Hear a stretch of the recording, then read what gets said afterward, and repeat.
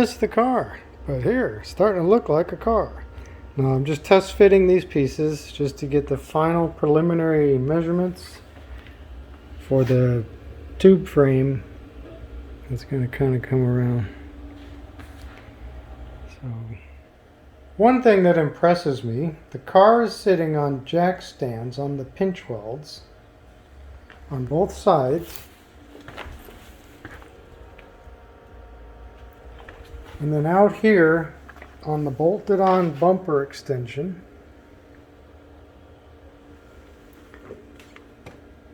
it's perfectly level.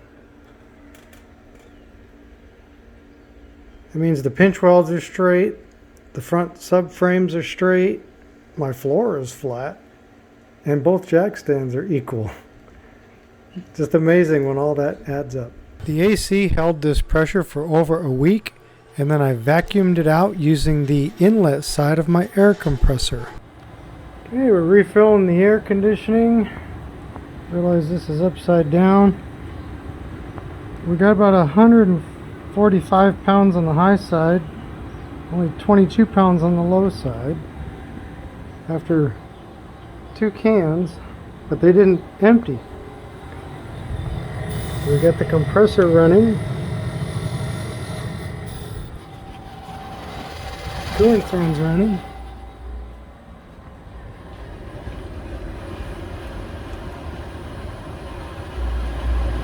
.65 degrees coming out. Dash is 81. It's like 85 degrees in the garage. So I guess we got this is blowing all right. 61.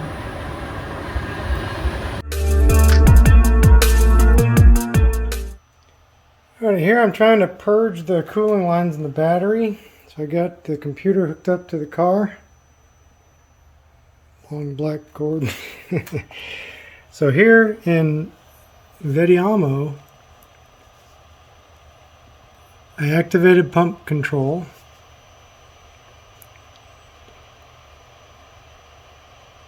And then here I can set the rotation speed. We'll set it at 50. You'll hear the pumps kick on.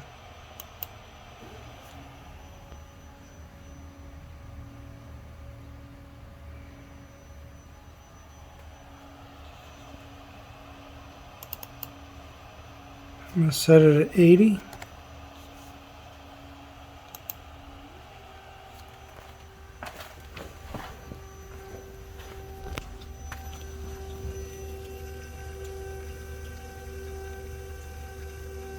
Still hear a little bit of air in the system.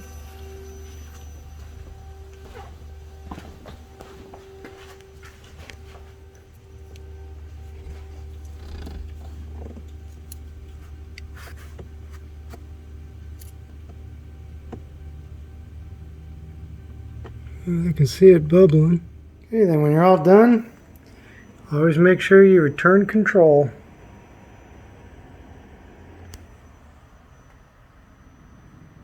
That way the car is back to controlling the pumps. Okay, here we're going to be trimming off this web. Make room for the nylon guide for the chain to go down through here.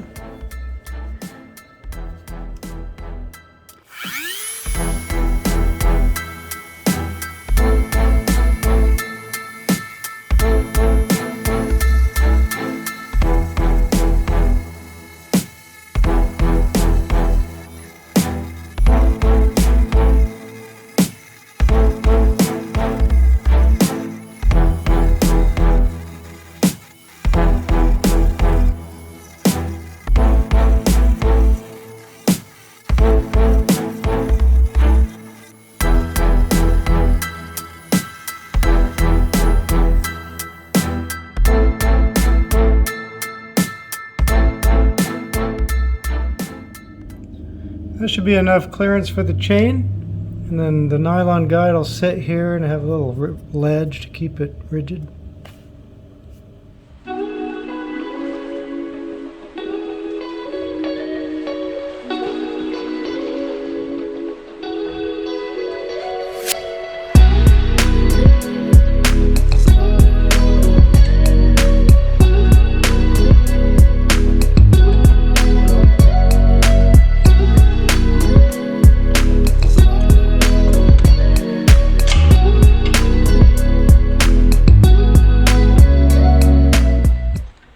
Okay, finally got the engine in. Got the upper bolt, got the lower bolt in. Next I gotta fit the chain. Still gotta work on my chain guide that'll kind of cover in the water pump hole. And I gotta put the steering in and connect this shaft. I probably have to cut this up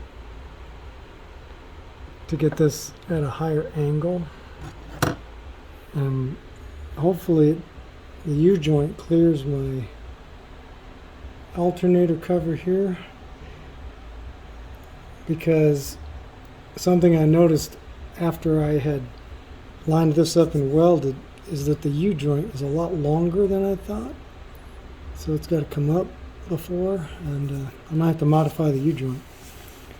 So then we got coolant hoses we got to move. We got to put the radiator probably, right in here.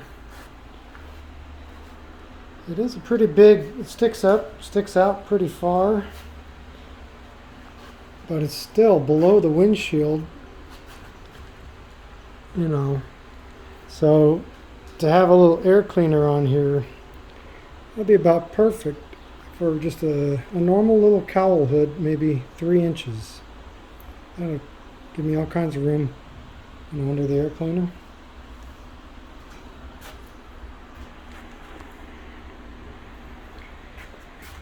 Got a little bit of tight clearance down in there, but I think that'll be fine. Just got to get all this wiring taken care of. Okay, I've got the fuel pump wires, the fan wire, they go this way. All of this goes into the car, basically this can all be cut and cleaned up. But this is the group of wires that goes into the car. These relays all stay under the hood somewhere over in this area. I'll wire that in. The ECU is going to sit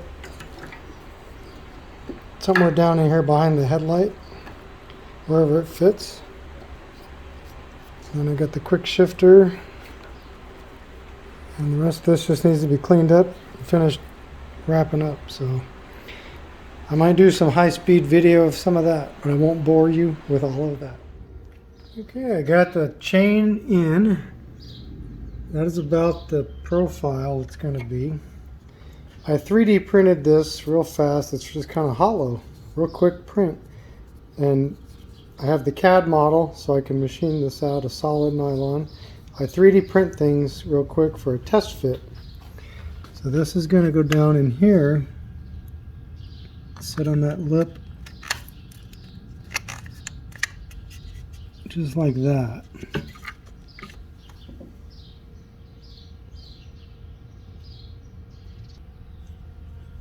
And then the original water pump housing, I'm going to cut the bottom off. I'm going to cut this little ear off. I'm going to drill a couple holes in here, and that will go down there and bolt. I'll be able to bolt into the bracket to hold it. That'll be a good chain guide. And the steering is in, and the U-joint does clear. So it's going to go right up to this shaft here, about like so. And so we got, like everything, we have about a 1/4 inch of clearance. But the important part is, it's all fitting, just as I planned. Got that space in there that I put with the cardboard to make sure it had clearance. I am going to change out these sway bar bushings. I'm going to put poly bushings in there. I don't like those rubber ones. So we'll get that going. And making progress. Now that the chain is in, here's how the sprag's going to work. When I'm going forward, the differential will be going around forward. When I back the car up though, it's going to have to take the chain which will kind of reposition the chain, give it some circulation so it doesn't just sit in one spot. And as I go forward down the road, the chain won't be going around. If it does, it'll be the easier of the two, whether the sprag or the chain is easier to turn, whichever will just balance out.